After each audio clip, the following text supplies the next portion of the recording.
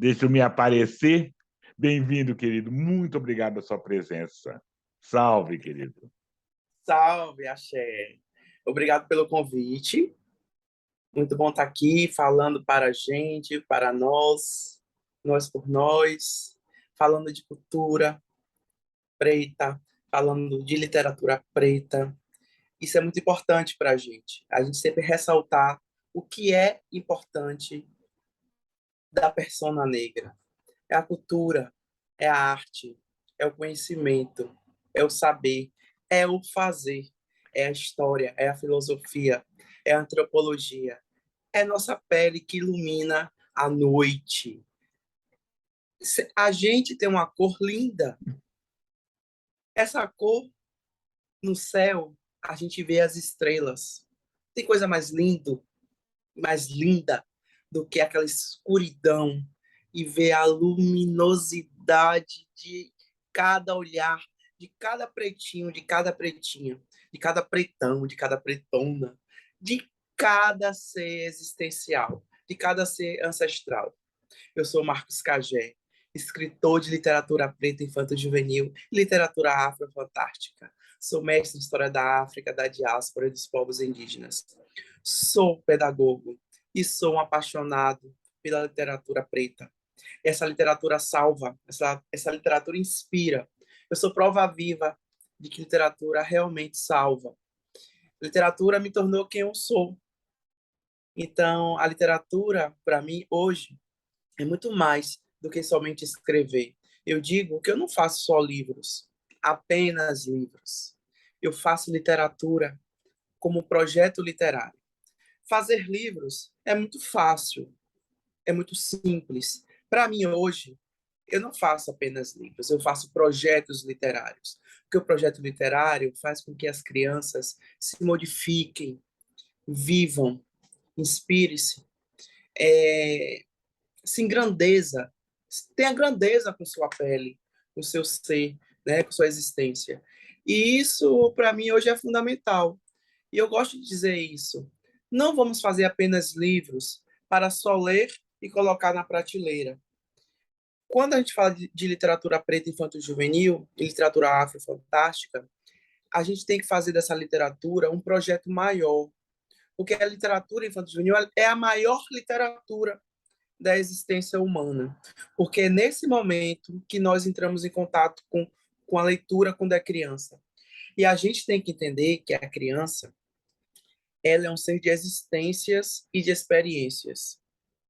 E essas experiências que cada criança traz vai levar para o resto da vida, no seu inconsciente, na, no, na sua trajetória de experiências. Aí eu sempre digo, a literatura infanto-juvenil é uma literatura maior e que precisa ser discutida, precisa ser fomenta de epistemologias, precisa estar em debates, em palestras, em mesas redondas, em eventos literários, não colocar para a criança somente contação de histórias. Não. A gente precisa estar nos movimentos literários com mesas redondas, bate-papo, entendendo o que é essa literatura.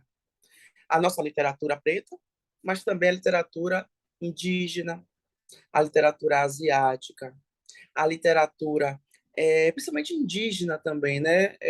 É algo aqui muito importante, de que eu sinto uma necessidade muito grande de ler mais sobre essa literatura, principalmente para as crianças. Se a gente já sofre racismo editorial dentro desse nosso complexo literário, vocês não têm noção como sofrem os indígenas. Parece que é um esvaziamento, um silenciamento, que é um projeto. É um projeto para isso, para Marcos, não se falar deles. é tão louco isso, porque legal isso, agradeço você ter colocado essa questão da literatura dos povos originários, dos povos indígenas, eu acho isso extremamente necessário, né?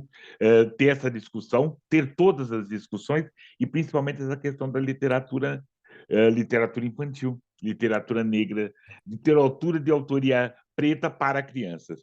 Porque a palavra, não sei se existe uma gradação maior que o silenciamento, né? A gente pensa muito na literatura negra o embranquecimento, mas o embranquecimento com invisibilizar, né? E com a literatura dos povos originais, ela é ignorada, né?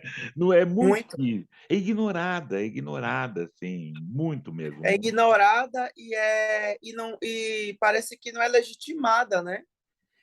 Parece que não porque assim a gente Marcos Cagé, escritor de literatura preta infantil e juvenil, mas assim deixando assim um registro de que eu me identifico como homem preto, né? Da cultura negra, da raça negra, tem 10 anos.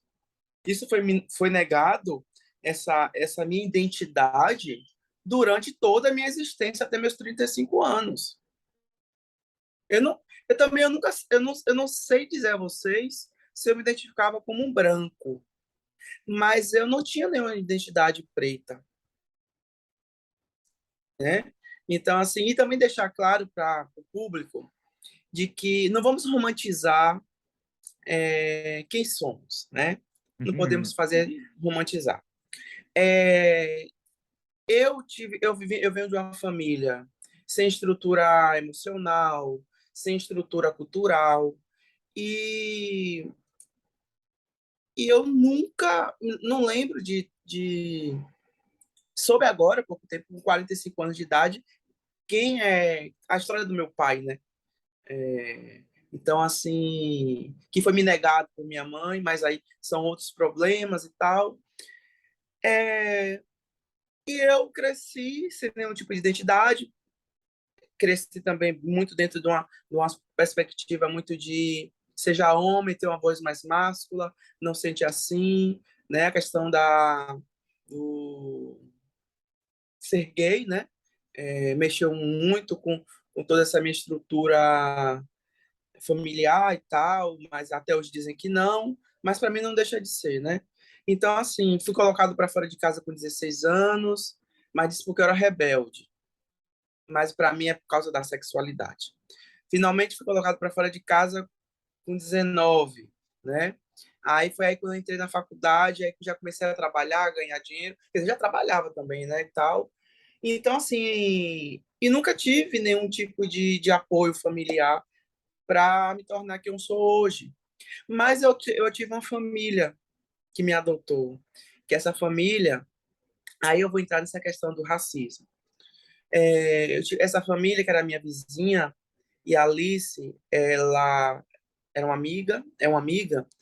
A Alice, então, era 10 anos mais velha do que eu. Então, quando eu fui morar lá no subúrbio, Salvador, que se chama Mata Escura, e todo mundo se incomodava, porque tinha 13 anos de idade e ela tinha 23. Como é que você tem amizade com a criança, né? Sempre tinha essas questões das pessoas, dos vizinhos e da família dela, dos irmãos. Mas era uma família preta retinta.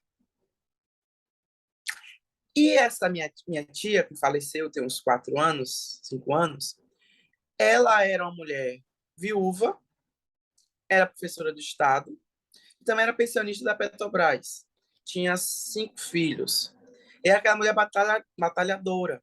Então, todos os meninos faziam faculdade, e naquela época, gente, década de 90, entrar na UFBA era um preto entrar na UFBA, na Universidade Federal, era surreal. Devia ser um pingo, né, daquele universo. E ali se fazia pedagogia, A famosa pinta preta, né, querido? pintar preta. Então, assim, quando eu comecei a frequentar a família, eu via Alice fazendo faculdade, Serginho fazendo faculdade, Jair fazendo faculdade. Minha tia era professora, né? A casa dela tinha uma estante, aquelas estantes antigas de meu nome, Marcos, de ferro, cheio de livros, cheio de livros. E aquilo ali, isso eu tinha 13 anos, e aquela família foi o que me levou a primeira vez para Pelourinho, foi a primeira vez que me levou para assistir um show do Ilê, da deusa do Ébano, né? Então, foi essa família que me identificou como preto. Foi aí que eu comecei a ter uma identidade e entender o que era esse universo da cultura. Mas isso aí, gente, foi o quê? Da minha adolescência, me torno adulto, né? Aquela família foi um espelho para que eu pudesse entrar na universidade, que eu queria, sempre gostei de estudar, sempre fui esforçado, beleza. Mas a Alice era uma mulher, né? Se formou, hoje ela é professora da rede pública daqui de Salvador, mas a Alice, uma mulher retinta, ela tinha vergonha de entrar numa loja no shopping. E eu dizia, bora, Alice, bora! Não, ela não tinha coragem, ela não gostava. E eu não, claro, assim, mais ou menos, não tinha a ideia do que é hoje, né? A proporção do que é não entrar numa loja.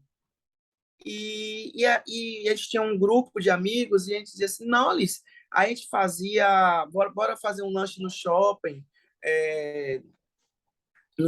dia de domingo, e ela não queria, e eu insistia para ela ir. E eu acho que essa minha persistência de não entender porque ela não entrava numa loja, né? E o racismo fez com que a Alice, hoje, até hoje, uma mulher de 54 anos, o racismo foi tão cruel com ela que ela não se permite até hoje dizer que ela pode comprar uma roupa de marca, de ir para um bom restaurante, porque dinheiro ela tem. Porque tem isso, né, Plínio? Às vezes, tem muitos dos nossos têm dinheiro, mas não tem coragem de entrar em determinados lugares, porque tem medo de ser discriminado, tem medo de ser visto de um olhar diferente, tem medo de sofrer mesmo esse racismo recreativo, né? Silenciado. Então, assim, hoje eu compreendo muito essa Alice, mas não aceito. Eu não aceito porque nós temos que estar em todos os lugares. Temos que estar em todos os lugares. Não importa se você está num grande shopping, num shopping pequeno. Temos que ter sonhos para morar em uma casa maravilhosa. Temos que ter sonho de ter um carro maravilhoso. Temos que ter sonho de viajar. Uhum. Entendeu? Então, assim, e o racismo faz isso. Nos Ele limita, né? Nos exclui, limita. limita emocionalmente, limita financeiramente, porque às vezes você tem dinheiro, mas não quer entrar em um determinado lugar para não comprar. E é verdade que acontece. E você pensa que aqui em Salvador é diferente, por ser uma cidade de quase 80% de população preta? Não, é pior. É pior porque eu vou dizer a você que tem uma. Ela é de São Paulo, é de Campinas. Ela também é escritora, é nova, 23 anos. Ela passou na UFBA agora. Eu vou resumir, viu, gente, porque eu falo demais, daqui a pouco eu não vou falar da literatura. Mas é Não, não, necessário. fale o quanto quiser. Estamos para ouvir É. você, por favor. E Marjorie veio, Marjorie, ela é escritora, tem 23 anos, é ativista criou biblioteca comunitária em Campinas.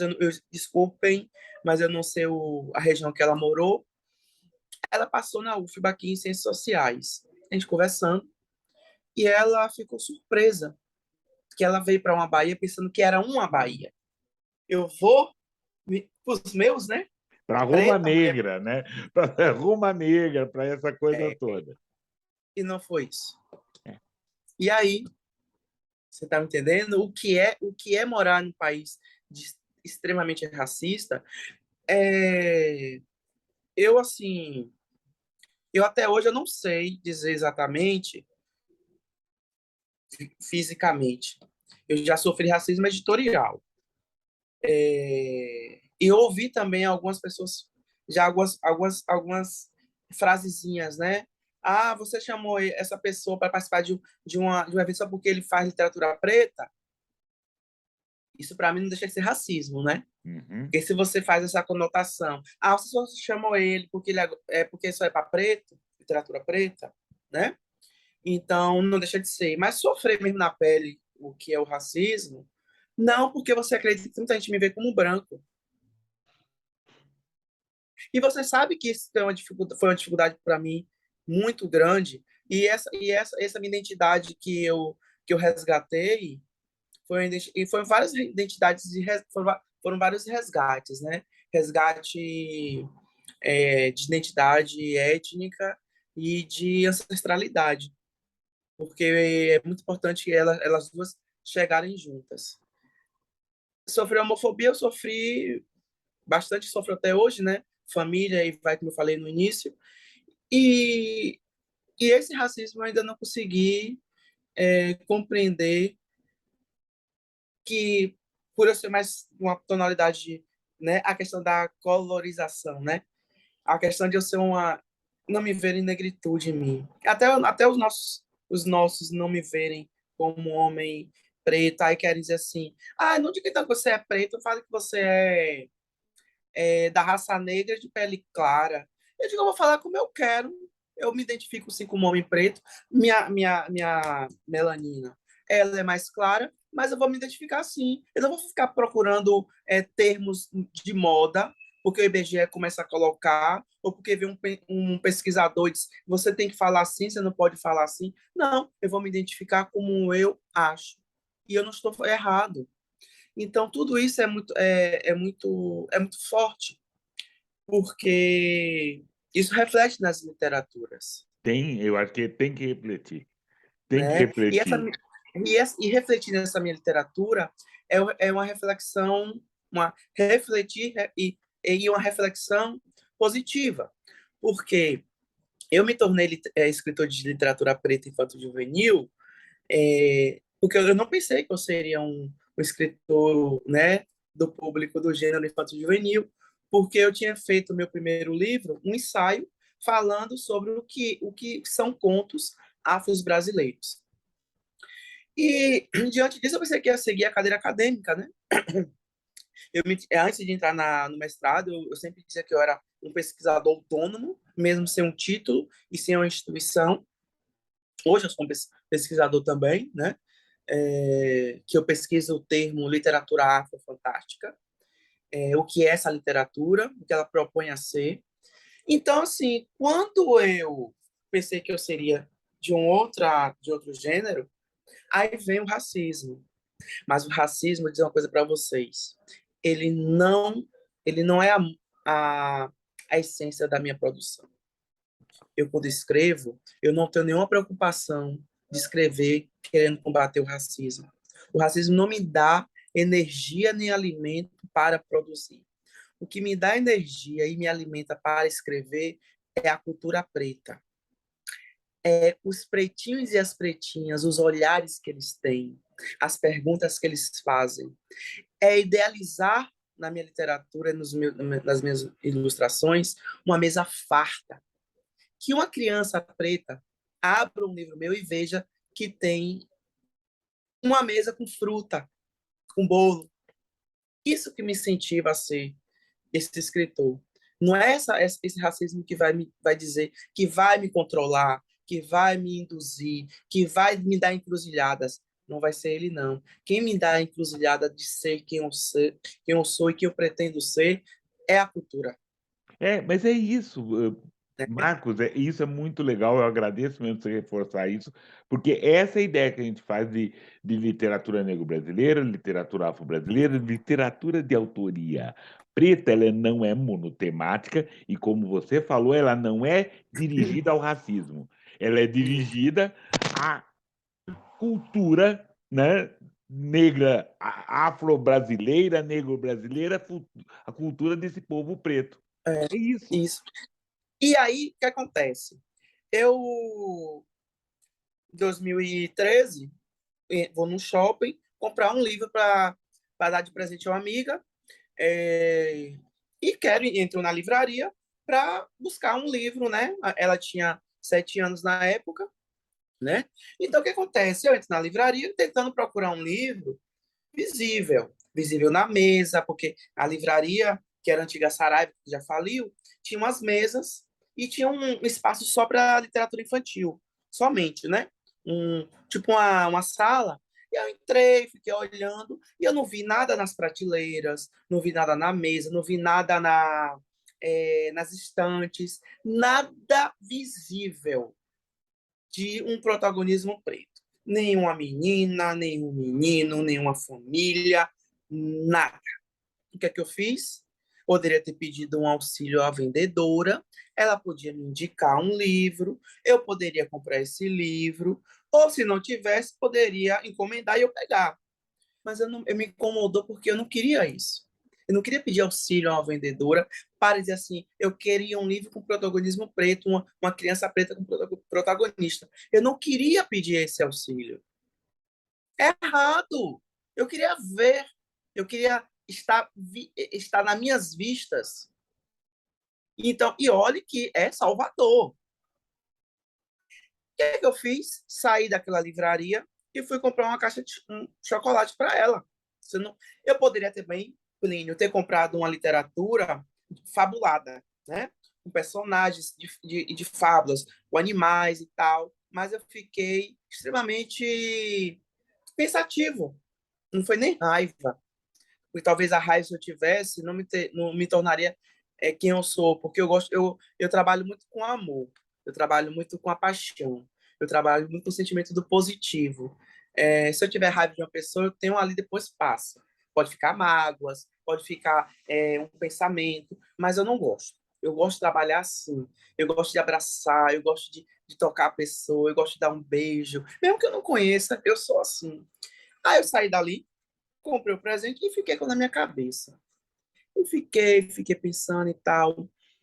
E como eu sou pesquisador de Mestre Didi, né? Eu pesquiso, meu mestrado é baseado em Mestre Didi, eu faço várias pesquisas dentro do universo quem foi Mestre Didi. E um dia eu estava pensando em um livro, em um conto de Mestre Didi.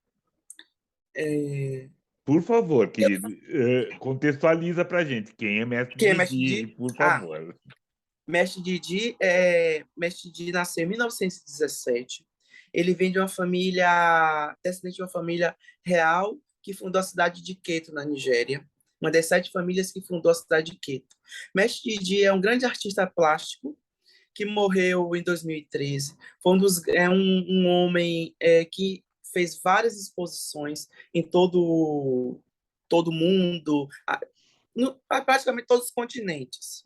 Acho que menos a Ásia. Mas ele fez na América do Sul, na América do Norte, fez na Europa, viajou para a Nigéria através da Unesco. Mestre Didi foi um homem que idealizou, antes da Lei 11.645 e da Lei 10.639 a ser implantada, para poder as escolas é, trabalhar a história da cultura preta e da cultura africana, e depois veio a cultura indígena, né, na 11.645, Mestre Didi já trabalhava na década de 70 para 80, projetos que a criança, ele dizia que a criança teria que saber quem ela era, quem eram seus ancestrais. Ele cria uma caderneta, um dicionário português e urubá. Ele cria uma cartilha ensinando para as crianças alguns nomes de animais em português e urubá, alguns nomes geométricos português e urubá, números português e urubá. Então, foi um homem que, naquela década de 80, já tinha a ideia de que era necessário se falar de África, era necessário falar de oralidade. Esse é Mestre Didi.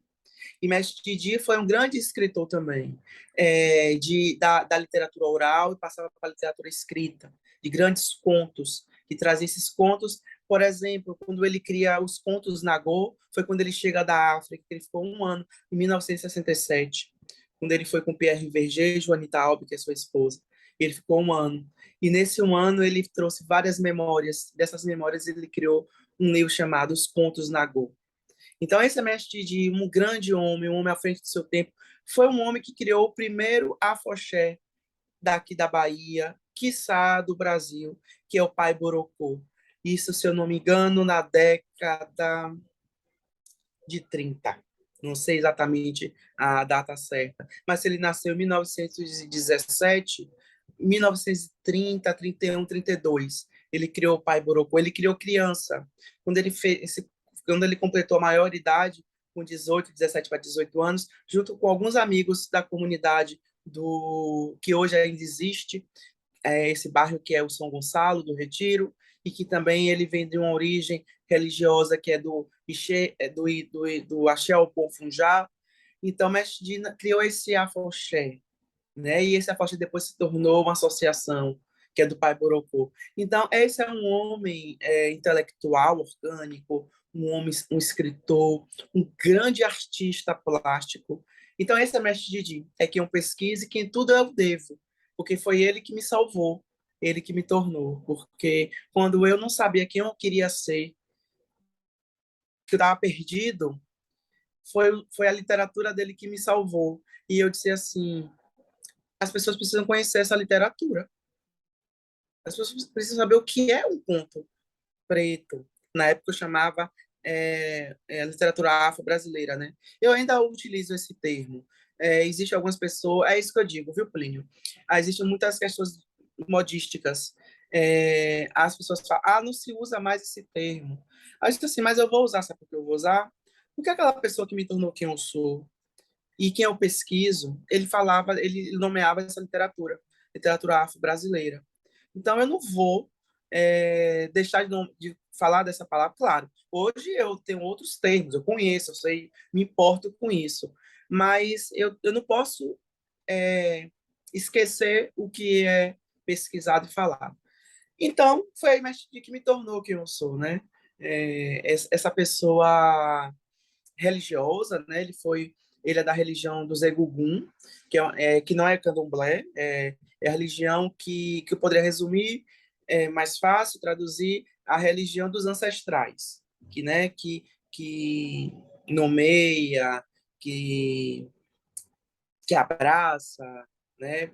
Fala de uma maneira mais para as pessoas que não conhecem. Então, a religião dos Egugum é essa, é que abraça a ancestralidade.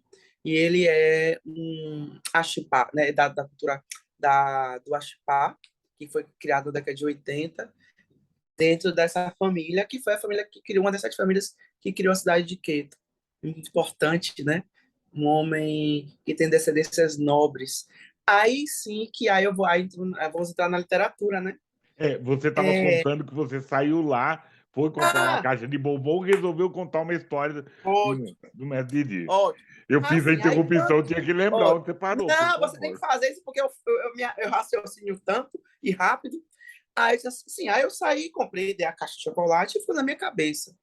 Aí tava um dia de domingo, lembrando sobre o conto de Mestre Didi. Aí me veio a história. Aí eu sentei, escrevi. E aí pedi para aí ele pro meu marido, aí ele disse, tá bom e tal. Aí depois você vai dar para um outro amigo ler, para poder dar algum detalhe, porque eu gosto muito de compartilhar minhas escritas com os amigos. Aí eu chego assim, disse assim, rapaz, eu quero criar um livro. Eu quero fazer um livro. Aí vou fazer o quê? Fazer várias pesquisas, né? Como é que a editora faz? Mandar o texto, ir atrás de editora. Então a editora não aceita, a editora não aceita. O que é que acontece? Aí então eu vou ter que bancar, né? O meu livro, a autoria independente. Aí eu vou para uma editora do interior da Bahia, aí dou o texto, ele faz fazer tudo. Aí eu vou pedir, aí se agora precisa das ilustrações. Aí eu vou para a filha de Mestre Didi, que na época estava aprendendo a desenhar, né? Ela já tinha um dom, mas já estava começando a fazer curso. Ela não mora aqui, ela casou, ela era dançarina e conheceu o marido dela e foi morar acho que na Suíça ou Suécia. E na época que não tinha WhatsApp, era só Facebook, e a gente começava a dialogar como seriam as ilustrações. Aí começou a sair as ilustrações. Aí mandamos para a editora fez todo o projeto gráfico e nasceu E Boi e as Princesas, que é meu primeiro livro infanto-juvenil. E pronto, e da partir daí eu comecei a ter várias respostas positivas dessa literatura. E eu ainda não sabia como era importante a minha escrita, né? É que a gente escreve assim, escrevi para claro, né? Eu escrevi para combater aquele fato de não encontrar um livro infanto-juvenil, mas eu não sabia que esse universo da editorial ele também tem racismo. Eu não sabia disso. Eu não fazia ideia que existia e que é pouco falado, né, Plínio? As pessoas falam sempre de racismo estrutural. E eu sempre digo para as pessoas, certo, gente, racismo estrutural. E os outros? E o racismo cognitivo, o racismo afetivo, o racismo editorial? Porque a gente também tem que falar desses racismos. Titular, racismo editorial existe, tem que ser falado, tem que ser Sim, discutido. E não se fala, porque parece que bota um racismo em um eixo só, né? Parece que ele é único, e, e existe outros racismos. O racismo recreativo, o racismo cognitivo, o racismo epistemológico, que quase ninguém sabe o que é, ninguém sabe, pensa, compreende. O racismo afetivo. O racismo afetivo é o racismo também da minha amiga Alice, que ela disse que acha que não tem, para a cabeça dela, não tem direito de entrar numa loja e comprar um vestido, porque ela acha que vai ser maltratada pela vendedora. sim. Então, o que acontece? Tudo isso, eu não sabia que existia esse racismo editorial. Aí, o que acontece? A luta. Aí, nesse caso, eu já estava mais fortalecida, porque eu já estava fazendo meu mestrado. Já estava conhecendo. Porque antes mesmo de fazer o mestrado, eu já era um pesquisador. Porque quando eu comecei a ler os contos de Mestre Dias, não, as pessoas precisam saber o que é esse conto. E eu ensinava numa escola aqui em Salvador, uma escola até no bairro bom aqui, a escola uma escola do estado, mas era no bairro bom, não era um bairro, não era periferia, então assim a gente tinha uma mescla de alunos que vinham da periferia, mas que também moravam em bairros melhores e tal, e era uma mistura muito grande. Tinha muitos alunos negros, mas também tinha muitos alunos brancos e tal. É, e quando eu comecei a fazer minhas pesquisas, eu fui conversar com meus colegas que ensinavam história, que ensinavam filosofia, a parte de humanos. Perguntei, por que vocês trabalham com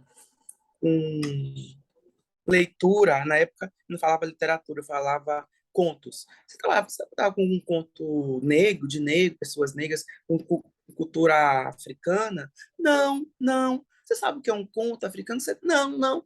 Sempre o não, né, dos amigos. E já tinha lei, em 11.645. Isso foi 2013, né? 2012 para 2013. 2013. Então, não tinha. Então, assim... Aí eu disse assim, rapaz, isso não pode ficar assim. As pessoas precisam conhecer o que são esses contos. Porque o conto é algo historiográfico. Plínio, eu só compreendi um conto de Mestre Didi depois que eu entrei no mestrado. Eu disse, entendi o que era aquele conto. Eu não entendia que um senhor tinha inveja de um escravo, do seu escravizado. Eu não consegui entender aquele conto, mas como é que ele tem inveja desse homem que é propriedade dele? Não conseguia compreender. Aí, essa minha compreensão de compreender foi a partir de ler Francis Fanon, né? De ler outros e outros escritores. Aí, o que acontece? Agora eu compreendi o que é esse conto mestre de Ais. Agora mesmo que eu quero trabalhar com eles e levar ele para o mundo. Aí surgem outros livros meus. Aí, diante disso, surge sempre a literatura baseada na realeza. Por que você só gosta de escrever baseado na realeza? É porque nós somos descendentes de reis e rainhas. Não Uhum. somos descendentes só de escravizados, né? E quando meu primeiro livro, que foi Boi e as Princesas, aí é meu primeiro que eu levo para a vida toda esse retorno, né, positivo. Uma professora de uma cidade chamada Ibititá, que é no interior da Bahia, no sertão, comprou o meu livro para trabalhar, né, no novembro. Aí fez todo aquele trabalho lindo, fez cartazes com livro. Foi belíssimo trabalho. Fez das princesas, fez como é que chama aquele negócio de botar faixa? É, de fazer passarela, de andar, as meninas... Desfile. Tudo. Desfile. Aí disse assim, Marcos, uma coisa assim, quando eu levei o livro, Ibo e as Princesas, aí eu mostrei o livro e teve uma menina que disse assim, mas professora, existe princesa preta? Isso a menina devia ter 8 anos, 7. Aí, sim, existe. Aí ela fez todo o trabalho, fez um trabalho de leitura, mostrou as ilustrações e tal. Foi aquela festa, né, durante esse dia. Quando chegou no outro dia, a menina chega. Professora, olha o meu cabelo. Está igual das princesas. Não estou parecida com elas? E ela disse assim, Marcos, essa menina, eu nunca a vi com cabelo solto. O ano todo, ela só vinha com o cabelo amarrado, com cabelo ou trança, ou qualquer... Ela nunca entrou na escola com o cabelo solto natural dela. Nunca. E a mina chega, na época, que essa é uma ilustração antiga. Um cabelo assim partido do lado, um blackzinho assim, né? Como o meu assim e tal, um blackzinho assim solto. Diz que ela chegou, olha, professor, meu cabelo tá igual das princesas. Quer dizer, a menina pergunta, questiona a professora se existe mesmo princesa preta. E essa referência dessa princesa preta, com todo o trabalho pedagógico da professora, no outro, quer dizer, isso foi instantâneo. Olha só como é a força da literatura. No outro dia, essa menina aparece com esse cabelo, igual a princesa. Então, isso é muito interessante, legal. Eu vou realçar o que você falou, essa questão toda, assim. Porque também, talvez dentro dessa ideia do racismo editorial, que eu quero que você aprofunde, por gentileza, tem uma cobrança para as escritoras e escritores negros que a gente fale sobre tudo da cultura preta, por exemplo. E não tem que Tudo. falar. E não precisa falar. O Marcos vai falar sobre princesa. Eu posso falar sobre um pessoal daqui e de lá. O outro pode escrever para o pessoal, porque nós estamos aqui todos escrevendo, né? Isso. Não posso, a gente não tem, não tem lápis, não tem mão para escrever toda a história da cultura preta no Brasil. Eu não posso Não tem. fazer. E a cultura, e a Eu cultura preta, ela é subdividida em várias ramificações. A cultura preta da Filosofia, Bahia, de São antropologia, Paulo, é samba, é artes plásticas, é arquitetura, né? São várias etnias, várias línguas. sim. Nem toda língua é Yorubá. Tem palavras que são Yorubá, palavras que são Banto, palavras que são Jeje. E nem sempre a gente vai, às vezes, vai até saber que se você não pesquisa linguística, você talvez não saiba. Por exemplo, eu vou agora mostrar o livro. Esse é o livro Ibo e as Princesas. Ibo é uma palavra que significa selva, floresta em Yorubá. Mas também é o nome de uma etnia da Nigéria, que é uma das maiores etnias da Nigéria, que é Ibo e é Yorubá. São duas grandes etnias que tomam conta do país da Nigéria. Mas é uma palavra Yorubá. As pessoas pensam que é da etnia Ibo. Aí eu tenho que explicar que eu coloquei essa palavra Ibo e as princesas porque a história se passa primeiro dentro de uma floresta. A floresta encantada de Ibo. Então, essa floresta ela tem um papel fundamental na história, no início e no meio da história. Sem essa floresta, o livro não se desenvolve. Entendeu? Então, assim, então essas palavras. Não, eu sei que é uma palavra que significa essa palavra Ibo, que é Urubá, né? Ibo significa floresta. Eu sei que é Urubá, mas uma outra mulher preta, um outro homem preto que não estude a questão linguística, ela não tem obrigação de saber, Uhum. né? Ela não tem aquela obrigação. Então é isso que acontece. Nós não podemos dizer que sabemos de tudo, porque a nossa cultura é extremamente complexa e grande e vasta, E porque antiga. nós E temos antiga. e antiga e porque se você no próprio país como a Nigéria não se fala uma língua, no mínimo se fala três hoje, que é o inglês, Yorubá e Igbo. as três línguas mais faladas. Existem as outras línguas de outras etnias que estão ao redor dentro, ao redor, circulando, né? Na Nigéria e em outros países. Isso é um continente. E falar de África é falar de continente, porque ainda tem pessoas que ainda não têm a ideia de que África é África continente, não é África país, que existe várias tonalidades de peles na África. Porque Uhum. aqui se acha que a gente tem várias tonalidades de pele porque a gente foi misturado com índio, com português, com alemão, com a miscigenação. Mas o povo do continente africano também tem várias tonalidades de pele.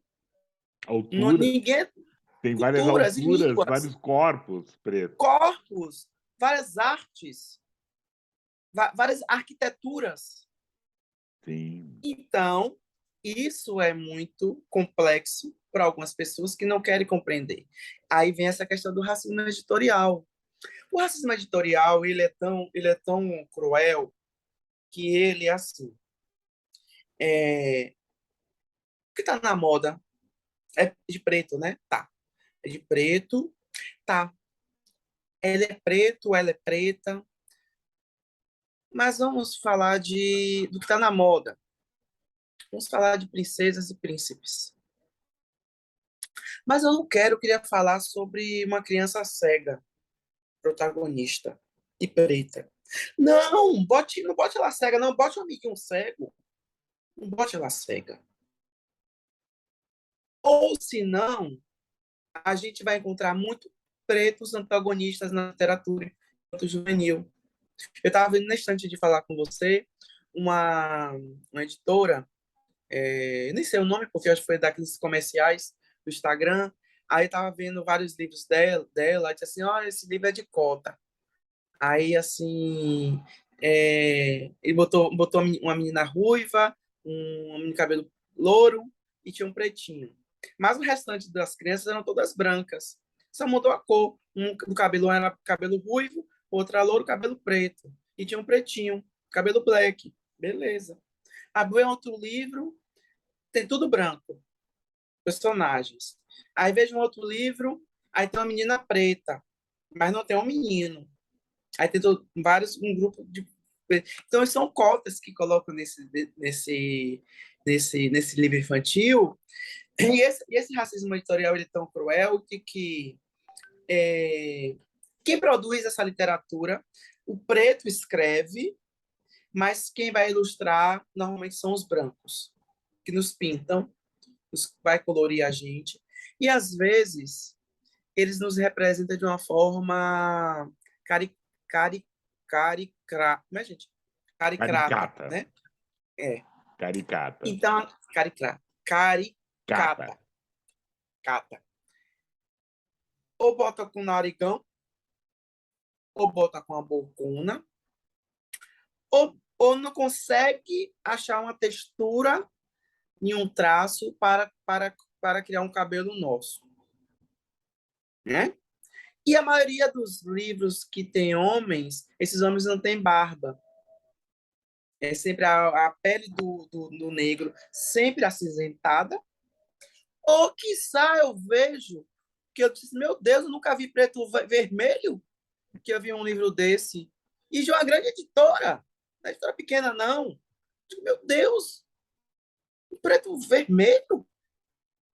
Se fosse pelo menos um índio, os povos indígenas até entenderia. Mas um preto com a pele vermelha, vermelhada. Rapaz, como é que conseguiu essa coloração? Que loucura! Cadê esse pessoal dos produtores editoriais? Porque para fazer um livro você não passa por uma pessoa só. Você Eles são passa por várias completamente pessoas. cegos, querido. É legal isso. Tem uma cegueira. Esse racismo Cegueira. dá uma cegueira. O exemplo é da Companhia das Letras, com aquele livro lá sobre o Luiz Gama. O exemplo é esse. É uma cegueira, porque um cara não pegou o livro e foi lá na impressora, lá não, passou Não. na mão de um montão de brancos e brancas. E ninguém percebeu. Essa questão E é então, e o racismo editorial, assim, né? eu tenho uma prova viva de que uma editora que eu faço parte, que do Rio de Janeiro, chama Metanoia, ela colocou o meu livro e um livro de um colega naquele projeto Faz Cultura. Não sei se vocês conhecem o projeto Faz Cultura. Quem não conhece, conheçam. Existem algumas regras para você adquirir livros gratuitos. São quem é professor de escola, gestor de escola, pode conseguir. Quem tem MEI pode conseguir. E quem tem acima de 60 anos pode se inscrever. E tem mais alguma coisa, Marcos? Que é gestores, né, de ONGs, de escola, se inscreve no Faz Cultura, você faz todo um pré-estudo e vai ter sempre um livro lá para você resgatar. Tem vários livros de literatura infantil, de poesia, de tudo isso. Aí a editora botou esse livro, né, nesse projeto. Aí me botou um livro meu chamado Zula Guerreira. Ela botou 80 livros. Olha só. 80 livros. Aí eu lutei para fazer divulgação, mandando os amigos resgatar e tal. Que era, né? Você resgata e você recebe o livro sem custo nenhum, você. Mas a fatura paga a editora. Então, bora, 80 livros. Eu consegui o resgate de 80 livros em 22 dias. O mesmo colega que participa da editora, que tem na capa do livro um menino branco, e a editora botou 30 livros. Em 2 dias, o livro dele foi resgatado. O que você me diz? 30 livros dele, 30. Mas a minha Azul, a guerreira, né, que é africana, era uma mulher preta, com arco e flecha na mão e com aquela savana no fundo. Eles, né, e tal. Mulher preta. E ele tinha um menino branco. Então, o que você diz aí? Só fazer as contas. 30 livros em 2 dias e 80 livros em 22 dias, isso é o quê? Racismo editorial. O racismo editorial não é só a editora que propõe o racismo, são os leitores também são instigados a produzir esse racismo. Sim. Né? O racismo não vem só da editora e da produção editorial, não. O racismo editorial ele está dentro do arcabouço do texto. Tem que ter uma preocupação muito grande quando você vai falar de cultura africana. Que África é essa? Porque temos várias Áfricas. Sim. Que pele é essa? Você, quando botar uma família, para fazer uma ilustração de uma família, você não tem uma família que tem todo mundo a mesma tonalidade de pele. Nem todo mundo vai ter a mesma tonalidade de pele. Pode ser que você tenha uma família com todo mundo com o mesmo padrão de pele, né?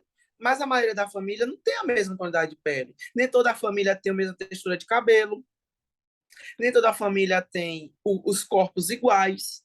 Então, quando você for produzir a literatura, a gente tem que se preocupar com a tonalidade de pele, com a textura do cabelo, com a fisionomia. Não colocar aquele preto todo bonito, forte, musculoso. Botar um preto gordinho, um preto baixinho, botar um preto magro, botar um preto alto.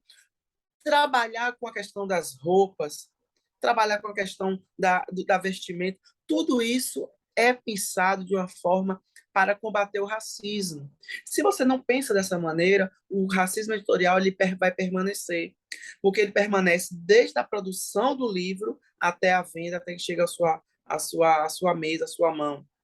Então, é algo muito cruel, né? E nós compramos muito, mas compramos pouco da gente, né?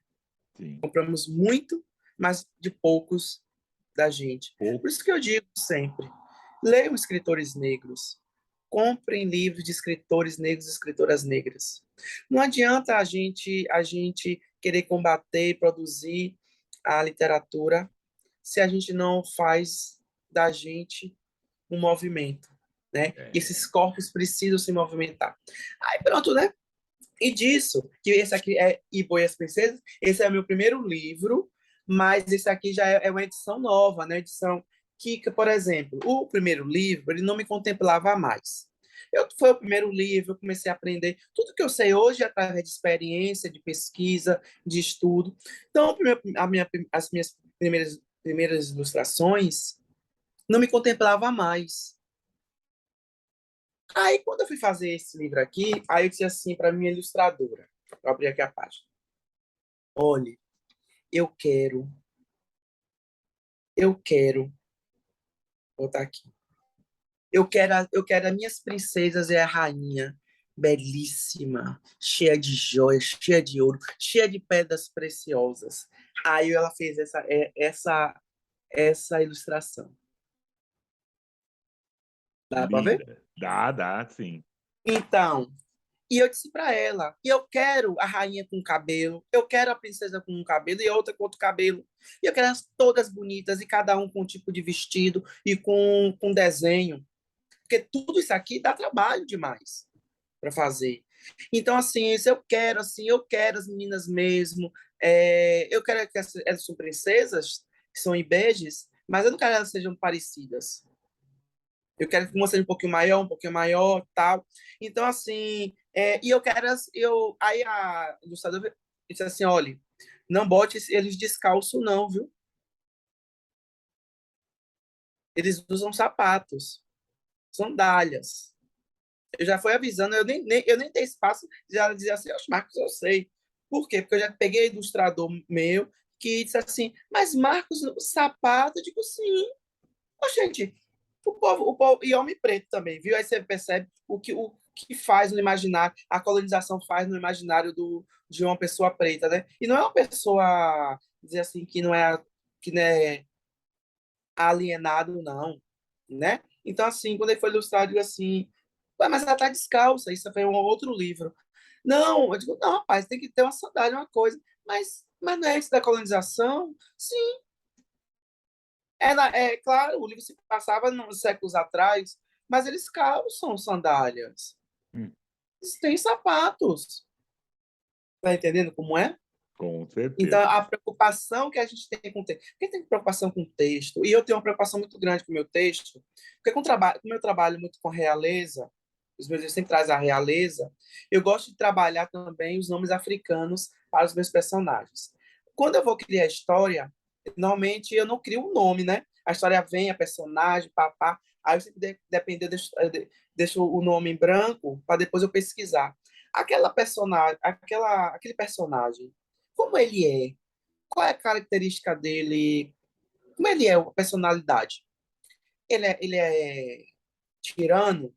Ele é farto? Ele é abundante? Ele é generoso? Aí eu vou fazer uma pesquisa de nomes, dentro da prioridade a pesquisa de nomes em Yorubá, quando eu não acho, ou quando eu acho um nome que não é muito sonoro para a criança, né? Tem muitos nomes de Yorubá que é difícil de pronunciar para criança, que principalmente criança que está começando a fase de letramento. Então, eu procuro um nome sempre mais curto e mais, por exemplo, Monifa. É um nome fácil de gravar, de a criança aprender a ler, né? Monifa, né? Então, tem tudo isso. Aí eu tenho que procurar. Mas eu procuro o nome de acordo com a personalidade dessa criança, desse personagem, para tudo se encaixar. Então, assim, não é um nome aleatório que eu pesquiso. Ah, porque você botou o nome do rei Jarra? É um nome que significa, em Yorubá, um homem benevolente. Legal. Entendeu? E Legal. é mesmo, o rei é. Então, aí depois desse, eu não tenho todos os meus livros, por incrível que pareça. Eu tenho um Ibo, tenho um Zula, tenho um Amali, tenho aqui um Redibo, tenho um Temba, tenho um Macore, tenho um Leuve para Transformar. Eu tô embarcando no 8º livro. Mas eu tenho alguns Parabéns. livros, eu não tenho, eu tenho alguns livros que eu não tenho, gente. É engraçado, mas é. Eu acabo sempre deixando um, mas eu não sei, acaba o livro voando, indo embora. Bom, Ah, eu então, tenho. Marcos, eu quero pedir uma licença então para você, Ah, para eu fazer minha estante preta e depois continuamos com a sua estante preta. Que tal? Pode ser? agora mesmo. Opa, beleza. Então vamos lá fazer essa estante preta e lembrando assim, para todas e todas que estão nos acompanhando essa importante e ótima conversa com o Marcos, que, para ajudar esse nosso empenho, essa questão desse incentivo para essa literatura negra, essa literatura de autoria preta, que o Marcos está falando, que a gente vem falando, que a gente vai falar, leia escritores negros, assine esse canal, assine nosso canal, divulgue, porque aqui a gente traz essa discussão, traz isso, né? São essas notas de escurecimento que a gente faz em todo momento. Então vamos lá, vamos começar esse primeiro, em cima pelo Marco, nós vamos falar apagão sem lei, sem luz. Caos e violência são rotina em uma São Paulo devastada por um blackout que parece não ter fim. As ruas da cidade viraram um verdadeiro campo de batalha, onde gangues se enfrentam por territórios e recursos. Nesse mundo, a única forma de comunicação é a força bruta. No meio dessa situação, um grupo de jovens tenta melhorar a coisa, transformar a destruição em uma chance de reconstruir a sociedade. Eles são os macacos urbanos, liderado pelo mestre de capoeira Apoema. Né? Esse trabalho, toda essa questão, é um roteiro cheio de subversão feito por Rafael Fernandes e a arte do desenhista, ilustrador Camaleão. E está saindo pela editora Draco. Né? Então, Apagão. Cidade sem lei, sem luz. A outra instante sequência que a gente tem é uma continuação, né? Jeremias Alma. É o roteiro do Rafael Calça e a arte do Jefferson Costa, né? Que saiu pela editora Panini, né? Continuar, nós já tivemos o primeiro graphic novel do Jeremias, esse é o segundo que ele faz, e a trama começa quando o Jeremias está mudando seu bairro para o bairro do Limoeiro, onde acontece todas essas coisas. Enquanto seu amigo Franjinha vai passar uns dias na Itália, terra do seu tataravô. Então, algumas perguntas começam a ecoar na cabeça do Jeremias, né? Onde eu venho, para onde eu sou, quem eu sou, como eu sou, com essa história toda. Então, esse segundo livro, Jeremias, Alma, fala dessa nossa ancestralidade que está sendo apagada, está sendo invisibilizada, está sendo, como o Marcos falou, ignorada. É uma história emocionante e divertida, né? E está falando de Jeremias, né? Jeremias Alma, roteiro de Rafael Calça, arte de Jefferson Costa, editora Panini. E, né, terminando, né, pelo menos o meu, né, Estante Preta, O Pequeno Príncipe Preto, do Rodrigo França, editora Nova Fronteira, que livro virou peça, peça que virou livro. Em um minúsculo planeta vive o Pequeno Príncipe Preto. Além dele, existe uma árvore, Baobá, sua única companheira. Quando chegam as ventanias, o menino viaja por diferentes planetas, espalhando amor e empatia. Né? O texto era uma peça de teatro que virou livro, que virou peça, que virou leitura, né? Que vale a pena a gente ler, escrever, olhar. Pequeno Príncipe Preto, de Rodrigo França. E agora é com você, querido. Pode continuar. Bora! A minha Fazer estante que é o meu, né? É Macore, a Pequena Princesa. É um livro que traz aqui a questão da ancestralidade. Macore é descendente de uma princesa que veio escravizada da nação Grunce, que hoje a nação Grunce é situada em Gana. É uma menina super ativa, poderosa, menina de 8 anos que mora em Salvador, que tem uma família que abraça, que acolhe, e é um livro totalmente com protagonismo feminino. E não coloco nenhum homem nessa escrita. O pai de Macaulay mesmo ele aparece, mas como viajando, mas não como diálogo. Então, é uma literatura de protagonismo preto feminino. Tem Temba, o menino rei, também traz a questão da realeza. Temba também é descendente de reis e rainhas, que eu falei, de Mestre Didi, que é homenagem a Mestre Didi. É um menino que ensina o que é a África, o que é o continente africano, um continente com várias línguas, com várias culturas. É um livro que também traz uma poesia da África para a gente. essas são as indicações minhas. Mas eu também trouxe algumas indicações de livros que eu já li. Eu trouxe, separei por gênero também, né? Eu adoro esse livro, amo, amo. Carlos de Assunção. Ah, não, Carlos de Assunção não tem, Maravilhoso, não tem. maravilhoso, Ele que está maravilhoso. devendo, deixa eu falar assim, não sei se o Carlos nos assiste, está nos assistindo, ou alguém assiste o Carlos. Fala para o Carlos entrar em contato comigo, eu quero muito que ele venha aqui fazer uma nota de escurecimento, por Não favor. pararei, não pararei de gritar, não pararei. Tem um outro livro também que é muito bonito, um dos grandes poetas da atualidade, baiano, é Davi Nunes. Mora aqui na Bahia, é um amigo maravilhoso, Banzo, maravilhoso.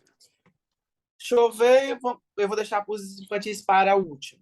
Outro livro que eu estou lendo, então eu não posso falar muito. Nada digo de ti, nada em que Ah, ti não seja. Estou lendo. muito legal, muito bom, muito bom. Eu amo a escrita dessa mulher. Eliana é fantástica. E, e, Água de Barrela para mim é um dos melhores livros que eu chorei com Água de Barrela, eu me emocionei. Eu também choro lendo, viu, gente? É incrível. Mas eu choro, eu acho fantástico. eu como gosto mais do mistério, o Crime do Carlos Valongo é o meu preferido Ainda dela. não li ele, não. Leia, Porque eu adoro leia. contos. Agora vamos para os infantis. Trouxe 4 indicações. Da minha diva, Kilsan Araújo. Né? Um livro lindo que fala sobre rainhas, princesas, tudo baseado no mito iorubá africano, das nossas religiões de matrizes africanas. É lindo, as ilustrações são belíssimas, um livro muito bem trabalhado, com textura, com as ilustrações. É incrível, incrível. Outro também que eu gosto muito, que é baiano, que é Canuto, que é um livro, não é livro, né, gente? É Contos dos Orixás. É uma revistinha, mas para mim ela não é revista, para mim ela é um livro, ela é fantástica, ela é incrível. É literatura afrofantástica, literatura afrofantástica. Tem também um livro Aziza, é incrível, da editora Malê, de Cássia Vale. Muito bom. Uma menina super ativa, uma menina inteligente, uma menina que combate a ideia do racismo, uma menina que abraça os seus. E também tem um outro livro que eu gosto muito, que é muito mimoso, que também é da editora Malê, que é A Chante, a nossa pretinha, que é de Thaís, que é do Rio de Janeiro, Não, poeta Thaís já também. teve aqui. A Já Thaís, a teve? mãe dela, teve até a Isabel, já tiveram aqui. Né? Então, é um livro bonito, é um livro assim, muito, muito diferenciado. São livros, cada um com sua identidade. Mas a Chante é aquele livro assim, que você, antes da criança nascer, né? O personagem. Então, é muito fofo, é muito gostoso. Então, essas são as minhas indicações para Estante Preta, para deixar a gente, todo mundo bem pretinho, deixar todo mundo bem, bem, bem, bem, bem escuro. Vamos Falando de reis e escurecer. rainhas também. Ex-rainhas. Então, essa é a minhas indicações. E, né, a gente pode já começar a finalizar na vez, Sim, né? mas antes, então antes, fazer aquelas questões antes, assim. Eu quero dar nossa. A gente levantei uma ideia, assim, uma proposta de fazer sempre aquela sugestão para que vejam os nossos melhores momentos, vejam boas conversas que nós tivemos aqui nesse canal. E uma interessante que foi o ano passado, com a Ingrid Moradian, né? Tá aqui o endereço, está aqui na nossa descrição esse endereço, essas questões todas. Mas eu queria, antes, Marcos, antes de você, da gente começar a nos despedir, você falasse um pouco dessa literatura afrofantástica, essa Uhum. literatura, essa questão que você está falando, que é uma questão que nos É interessa certo. também, por favor. Olha, como eu escrevo para o público infanto-juvenil, e eu sempre gostei do mundo da literatura de fantasia, eu fico pensando o seguinte: o meu público ele cresce. Se ele cresce, e minha literatura tem muito dessa ancestralidade, dessa magia, dessa aventura, um pouquinho de suspense. Essa criança, quando cresce, ela vai ficar normalmente órfã de uma literatura que a represente. Por quê? Como eu falei antes, o racismo editorial ele é tão cruel que a gente vive hoje em dia um cenário da literatura infantil juvenil muito bom. Eu não posso me queixar, mas é uma luta, não é, é um momento gostoso, mas não é um momento de você estar desatento, não, porque a qualquer momento a gente pode cair, né? Então a gente tem que cair levantando, é assim mesmo. É um momento muito bom da literatura infantil juvenil, tanto que você colocou aí 2 livros, né? Mas essa criança cresce. Se ela cresce, aí o que acontece com essa criança? Como é que ela fica?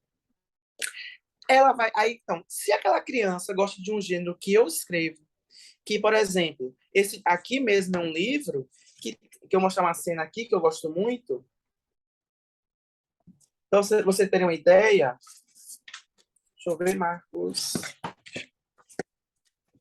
Cadê? Tá vendo essa cena aqui? Uhum. Aqui é um espírito ancestral da natureza, que toma em forma de água, que é da floresta, é uma das guardiãs da floresta. Então, é o quê? É magia, ancestralidade. Então, o que acontece? Se essa criança gosta desse tipo de literatura, ela cresce, vai gostando, ela não vai... Cadê essa literatura? Onde é que ela está?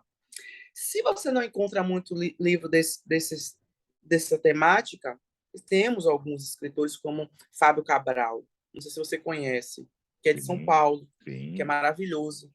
Ele tem uma literatura afrofuturista, mas eu sou leitor dele, então eu posso dizer o que eu acho, né? Então, para mim, a literatura dele não é só afrofuturista, é afrofantástica também, porque ele mexe com a ancestralidade, ele mexe com a magia ancestral, né? Ele traz bases mitológicas. Então, isso é literatura afrofantástica. Mas essa criança, esse adolescente vai crescendo, ele não vai ter muito títulos com esse gênero. O que é que vai acontecer? Se eu gosto desse gênero, eu vou partir para quem? Harry Potter, Senhor dos Anéis, Nárnia, Quem Roubou o Raio de Zeus. São todos livros com protagonismo branco eurocêntrico, onde retrata toda a cultura é, escandinava, por exemplo, o Thor. Eu não faço comparações na minha leitura. Para mim, Thor é Thor, Xangô é Xangô. Eu não estou aqui para comparar, eu não gosto de fazer a culturalização. Para mim, fazer a culturalização é muito perigoso. E o perigo está na cultura que sofre mais racismo, que sofre mais discriminação e preconceito, é a cultura preta. Então, a culturalização eu não gosto de trabalhar. Mas tem gente que gosta, né? Então a gente não vamos entrar nesses méritos. Tem amigos que escrevem, pega um super-homem, coloca ele preto, ou pega, né? Como há muitos livros que pega a Branca de Neve, bota ela preta, faz uma releitura. Eu acho que a gente não precisa pegar a literatura eurocêntrica e a gente fazer uma releitura com personagens pretos. Eu não gosto, Marcos Cagé, mas respeito quem gosta, quem produz essa literatura. Porque eu acho que vai ficar sempre no imaginário Branca de Neve, né? A Bela Adormecida. Aí vai fazer uma releitura desses personagens, botar por exemplo, Rapunzel, que tem aquele cabelo liso, mágico, papapá. Aí você vai fazer uma releitura de uma mulher preta que tem umas tranças, um dread maravilhoso, mágico, que cresce e tal. Mas o imaginário da população, mesmo tendo esse livro, vai ficar sendo o imaginário da Rapunzel branca. Então, quem vai sobressair a Rapunzel branca, não a Rapunzel negra que tem dread. Entendeu, Plínio? Sim. Então, assim, eu não tenho muito, eu não gosto muito desse tipo de cultura, que nós temos uma cultura muito grande. Não precisamos Temos outras fazer histórias. A gente os tem históricos. outras. Eu não gosto. Então, assim, mas É o respeito, exemplo do respeito. Sítio do Pica-Pau Amarelo. Não leia Monteiro Lobato, leia Marco Cagé. Pronto. Não tem que ficar Isso, tentando misturar Monteiro Lobato. não. Leia Marco Aí sim, Cagé. né? Aí quando eu comecei a observar isso, de que... Aí eu fiz meu primeiro livro para o juvenil, que é Aqui um Rei de Boa. Tem feiticeira, tem aventura, tem um rei tirano, tem um mundo paralelo, tem aventura, tem monstro, tem luta, tem um mistério, tem uma profecia que está ao redor de Akin, que é o Xangô. Mitologia. Bebo da mitologia africana, da mitologia iorubá. Então, o que é a literatura afrofantástica? É uma literatura onde você trabalha com realismo dentro de uma base da fantasia. Mas essa fantasia ela tem que ter arcabouços cognitivos dentro de uma perspectiva e dentro de uma fomenta, dentro de uma estrutura filosófica, antropológica, historiográfica, para que você dê ao seu público uma história com bases, não dentro da infantilidade. Então, se você tem, por exemplo, todos esses elementos, filosofia, antropologia, historiografia, e você trabalha com todos esses elementos e traz a fantasia para ele, você vai ter uma leitura afrofantástica baseada na diáspora africana, ou na cultura afro-brasileira, ou na cultura negra baiana, ou na cultura negra brasileira, para que essa cultura aí a pessoa se entenda. Existe reis, existe o universo, esse universo é construído de uma forma coesa, né? Existe o quê? Existe um palácio, como é que essa sociedade ela se mantém. Então, tudo isso você vai encontrar nessa literatura. Não é só jogar assim, existe um mágico, esse mágico faz surgir um monte de comida, vamos comer. Mas você tem que explicar como aquele mágico cria aquela magia. A magia, ela vem de onde? Aí, na minha literatura fantástica, eu sempre digo a magia ancestral. A magia vem da ancestralidade. Né? Ela se propõe da terra, do axé. Aí a gente vai pegando esses elementos. Isso é a filosofia, a mitologia, perdão, a literatura afrofantástica. Então, assim, para eu começar a trabalhar com essa literatura, primeiro eu escrevi, que é Aqui um Rei de Boa. E depois eu fui pesquisar, porque já que eu estava criando um termo, porque até agora só quem fala sobre literatura afrofantástica, desse termo, até agora sou eu. Então, assim, rapaz, eu preciso dar credibilidade à minha fala, né? Então, o que é que eu fui fazer? Fui pesquisar, fui estudar e não comparei nada com a cultura eurocêntrica. Aí eu criei um artigo, esse artigo foi aprovado, saiu esse ano na academia, é um artigo científico na Faculdade Estadual de Goiás. Então, meu artigo, falando sobre essa literatura afrofantástica, saiu também mês passado, esse mês, setembro. Saiu os dois juntos, praticamente. Saiu uma resenha sobre literatura afrofantástica de um livro de uma colega na revista da Malê, que é Maim. Então, isso é o quê? Eu estou fortalecendo a minha fala de que, se existe uma literatura afrofuturista, também existe uma literatura afrofantástica, onde a magia ela existe, mas ela tem um propósito. Né? Ela tem um significado. De onde vem o significado da ancestralidade? Então, isso é a literatura afrofantástica. Ela movimenta a energia, o axé, respeitando as tradições, os costumes. E a gente pode trabalhar esses costumes, claro. Eu trabalho muito dentro da perspectiva iorubá, porque é onde eu tenho o meu foco de pesquisa. Mas pode ser na cultura Axante, na cultura Grunce, ou você pode misturar essas culturas e criar sua própria cultura. Porque Sim. quando eu criei Aqui o Rei de Bo, que foi meu primeiro livro, eu comecei a criar a partir dessas minhas leituras. Cultura Yorubá, cultura Ibo, cultura Grunce. Do que eu pego de um, pego do outro, vou criar uma leitura, né, um foco. Claro, é fantasia, mas é uma fantasia responsável. Você não pode criar um livro de literatura afrofantástica por criar. Você tem que ter responsabilidade quando você vai, mesmo você trabalhando com a fantasia, existe uma responsabilidade. E nós precisamos dessa responsabilidade nos nossos corpos, na nossa leitura, na nossa leitura. Por exemplo, Nunca vai encontrar um Marcos Cagé fazendo aculturalização, comparando Xangô com outros orixás, com outros deuses. Nunca vou trazer respeito, eu gosto. Eu não vou dizer a vocês que eu não leio a literatura de fantasia eurocêntrica, não. Eu leio. Mas hoje eu dou minha prioridade para ler os meus. Né? Quer ver um livro que eu amo? Eu vou mostrar um afrofuturista e... Ai, rapidinho. Afrofuturista. Sim. Ok? E esse que eu amo, Neide. É uma literatura afrofantástica. Ela cria um universo, esse livro se passa dentro da atualidade, no nosso universo, mas existe aqui uma sociedade com regras, com leis, uma sociedade politicamente estruturada e economicamente, que é a bruxa Akata. É uma mulher de descendência nigeriana que nasceu nos Estados Unidos.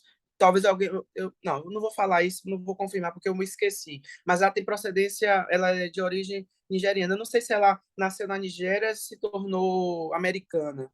Quem depois puder me corrigir, me corrijam. Então, assim, mas é uma mulher preta, ela é uma grande estudiosa e criou um universo afrofantástico e responsável. E nesse universo afrofantástico, você pode também trazer as questões políticas de meio ambiente, né? As políticas de, de cotas e racismo. O que importa na literatura afrofantástica é o persona negro ser o senhor da literatura e a senhora da literatura. Não somos coadjuvantes na literatura fantástica. Nós somos senhores e senhoras. Somos o que tem o poder. E eu gosto de dizer o seguinte, a literatura fantástica é responsável, onde coloca o negro como senhor do mundo, do universo, onde coloca esse personagem negro como reis, rainhas, médicos. Pode ter branco na literatura fantástica? Pode ter indígena, pode ter brancos, pode ter asiáticos, pode, mas quem fala nessa literatura e quem conduz somos nós. Isso é a literatura afrofantástica. Legal, querido, legal. Marcos, adorei, agradeço. Muito obrigado a sua presença, da sua gentileza. Muito obrigado. Faça as suas despedidas. E olha, querido, tem mais. Agradeço a todos. Peço, né, que assinem o canal, sigam o Marcos. Eu vou deixar todos os canais, essas questões todas, para você seguir o Marcos, para saber, para nos informar dessa história toda. Tem um recado para o Carlos Assunção. Chama ele, né? Ele vem conversar com a gente. Marcos, muito obrigado, querido. Obrigado a você pelo carinho, pela atenção. É muito bom estar aqui com você e com vocês. Abraço e agradeço a minha ancestralidade. Abraço e agradeço quem eu sou através dessa ancestralidade. E leiam escritores pretos, leiam escritoras pretas. Comprem livros de escritores pretos, comprem livros de escritoras pretas. Só assim a gente vai nos fortalecer. Viva a literatura preta! Viva a nossa ancestralidade. Viva, Axé. viva. Fechamos. Muito obrigado, Marcos. Obrigado. Tchau, gente. Até Tchau, tudo de tchau, bom. tchau. Tchau. Um abraço.